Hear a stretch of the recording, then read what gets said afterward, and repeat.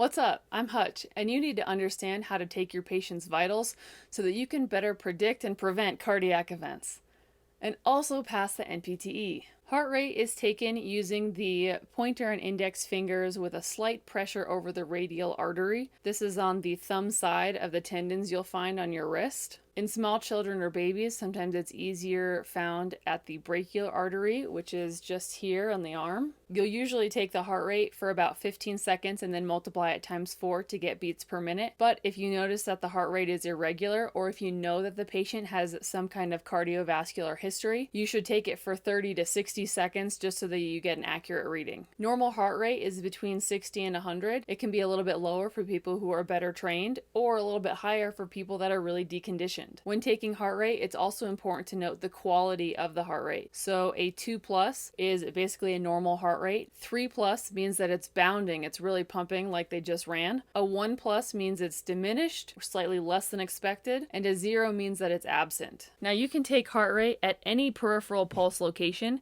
including the carotid artery, ulnar, femoral, popliteal, posterior tibialis, and dorsalis pedis. These are more commonly used to check blood flow after a local injury to make sure that it is not compromised. Blood pressure is another important vital, and it's usually taken with a pneumatic cuff in which the bladder encompasses about 80% of the circumference of the arm, or 100% for children. The cuff will usually have a sphygmomanometer on it, and you'll use a stethoscope to actually listen for the heart sounds. Once a blood pressure cuff is placed on the patient's arm, it's inflated to about 20 or 30 millimeters of mercury above where you're expecting their systolic blood pressure to be, and then deflated at a rate of about 2 to 3 millimeters of mercury per second. So it's actually pretty slow. Now, in order to actually measure blood pressure, you're going to be listening for the Korotkov sounds with your stethoscope. The first Korotkov sound you'll hear is blood being pushed through the arteries during contraction, also known as systole. So this is the systolic blood pressure. It is a clear tapping sound. So as soon as you hear that, that top number is your systolic blood pressure. As you continue listening and deflating the cuff, you'll hear Korotkov sound number 2, where the beats get softer and longer, moving into phase 3, where the sounds get crisper and louder, and continuing into phase 4, where the sounds get muffled and softer. Finally, you'll reach phase 5, where the sounds are no longer present. This is the point where the diastolic blood pressure is taken. This is the pressure through your arteries during diastole, or the relaxation of those ventricles.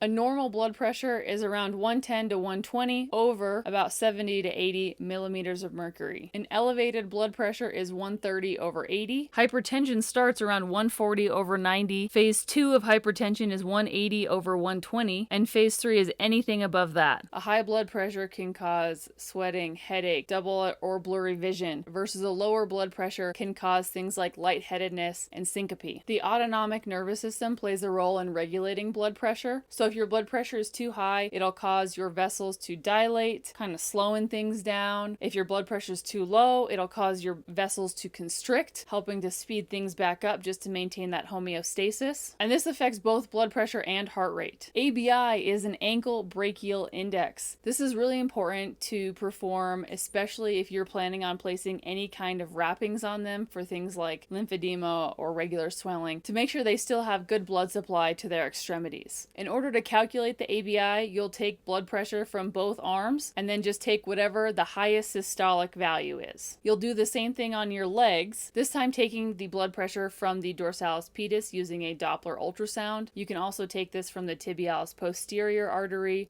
Sometimes people will do both. Either way, you're going to take whatever the highest systolic value is for the lower extremities. Now, using a Doppler ultrasound is pretty tricky. It sounds something like this if you get it right.